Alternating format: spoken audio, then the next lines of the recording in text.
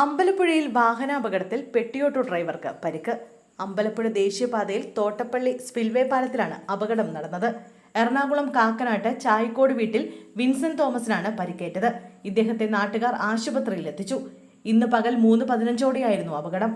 Aluminium ഷീറ്റുമായി എറണാകുളത്തു നിന്നും തിരുവനന്തപുരത്തേക്ക് പോവുകയായിരുന്ന പെട്ടിയോട്ടോയിൽ തോട്ടപ്പള്ളി പാലത്തിൽ വെച്ച് പിന്നിൽ നിന്ന് വന്ന കാർ ഇടിക്കുകയായിരുന്നു. ഇടിയുടെ ആഘാതത്തിൽ പെട്ടിയോട്ടോയിലുണ്ടായിരുന്ന ഷീറ്റുകൾ കായലിലേക്ക് തെറിച്ചു വീണു. പെട്ടിയോട്ടോയിൽ വാതിൽ തുറക്കാനാവാതെ കുടുങ്ങിയ ഡ്രൈവറെ നാട്ടുകാർ രക്ഷാപ്രവർത്തനം നടത്തി ആലപ്പുഴ മെഡിക്കൽ കോളേജ് ആശുപത്രിയിൽ എത്തിച്ചു. പെട്ടിയോട്ടോയിൽ ഇടിച്ച കാർ നിയന്ത്രണം തെറ്റി മറ്റൊരു കാറിലും ഇടിച്ചു. ഇരു കാറിന്റെയും മുൻഭാഗത്ത് കേടുപാടുണ്ടായെങ്കിലും ആർക്കും പരിക്കില്ല. അരമണിക്കൂറോളം ദേശീയപാതയിൽ ഗതാഗത തടസ്സം നേരിട്ടു. 3 കിലോമീറ്ററോളം ദൂരത്തിൽ വാഹനങ്ങൾ ഗതാഗതക്കുരുക്കിൽപ്പെട്ടു. അമ്പലപ്പുഴ പോലീസ് എത്തിയാണ് ഗതാഗതം നിയന്ത്രിച്ചത്.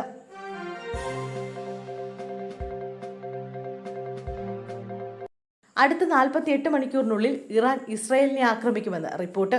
ഇതിനായുള്ള തയ്യാറെടുപ്പിലാണ് ഇറാൻ എന്നും റിപ്പോർട്ടിൽ പറയുന്നു. സിറിയൻ തലസ്ഥാനമായ ഡമാസ്കസിലെ ഇറാൻ കോൺസുലേറ്റ് കെട്ടിടത്തിന് നേരെ ഏപ്രിൽ 1 ഇസ്രായേൽ നടത്തിയ വ്യോമാക്രമണത്തിന് പ്രതികാരമായാണ് ഇറാൻ ആക്രമണത്തിന് ഒരുങ്ങുന്നത്. കൂടാതെ 6 മാസത്തിലധികമായി ഗാസയിൽ ഹമാസിനെതിരെ ഇസ്രായേൽ നടത്തുന്ന യുദ്ധം പരോക്ഷമായി ഇസ്രായേൽ ഇറാൻ ബന്ധത്തെയും ഉലച്ചിരുന്നു. ഇരു രാജ്യങ്ങളും തമ്മിലുള്ള പഴയ വൈരാഗ്യം ഒരു പുതിയ ഏറ്റുമുട്ടലിലേക്ക് അടുക്കുന്നുവെന്നാണ് റിപ്പോർട്ടുകൾ ചൂണ്ടിക്കാണിക്കുന്നത്.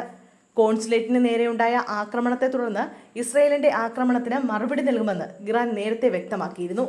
ഇസ്രായേൽ ശിക്ഷിക്കപ്പെടണം, അത് സംഭവിക്കുമെന്നായിരുന്നു ആക്രമണത്തിന് ശേഷം ഇറാൻ പരമോന്നത നേതാവ് ആയത്തുള്ള അലി ഖമേനിയുടെ പ്രതികരണം.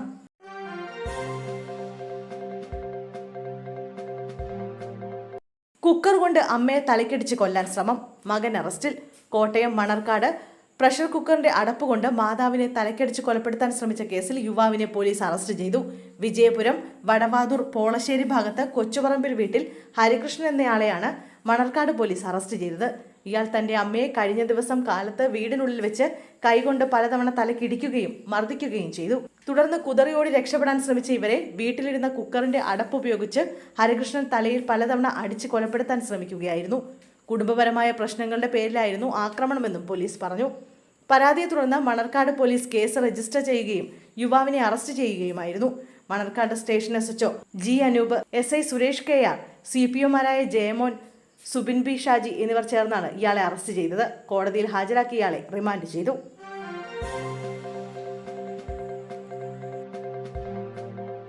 മാവേലിക്കരയിൽ ടിപ്പർ സ്കൂട്ടറിലിടിച്ച് വയോധികൻ മരിച്ചു. ഇന്ന് ഉച്ചയ്ക്ക് 12:30 പുതിയകാവിന് സമീപമാണ് അപകടമുണ്ടായത്. ചെറിയനാട് ചെറുവല്ലൂർ അമൃതവിഹാറിൽ TP ശിവൻകുട്ടിയാണ് മരിച്ചത്. 69 വയസ്സായിരുന്നു. സ്കൂട്ടർ പെട്ടെന്ന് നിർത്തിയപ്പോൾ പിന്നാലെ വന്ന ടിപ്പർ ഇടിച്ച് ശിവൻകുട്ടി റോഡിലേക്ക് വീഴുകയായിരുന്നു. ഇയാളുടെ ശരീരത്തിലൂടെ ടിപ്പർ കയറി ഇറങ്ങി. ജില്ലാ ആശുപത്രിയിൽ എത്തിച്ചെങ്കിലും രക്ഷിക്കാനായില്ല. ടിപ്പർ ഡ്രൈവർ സതീഷ് ചന്ദ്രനെ പോലീസ് അറസ്റ്റ് ചെയ്തു. ഇയാൾക്കെതിരെ മനഃപൂർവ്വമല്ലാത്ത നരഹത്യയ്ക്ക് കേസെടുത്തു.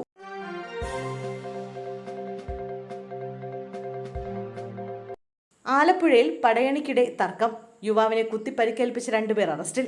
ആലപ്പുഴ പഴവീട് ക്ഷേത്രത്തിലെ ഉത്സവത്തോടനുബന്ധിച്ച് നടന്ന പടയണിക്കിടയിൽ തുള്ളിയതുമായി ബന്ധപ്പെട്ടുണ്ടായ വാക്കുതർക്കത്തെ തുടർന്ന് യുവാവിനെ കുത്തി പരിക്കേൽപ്പിച്ച സംഭവത്തിൽ 2 യുവാക്കളെ പോലീസ് അറസ്റ്റ് ചെയ്തു.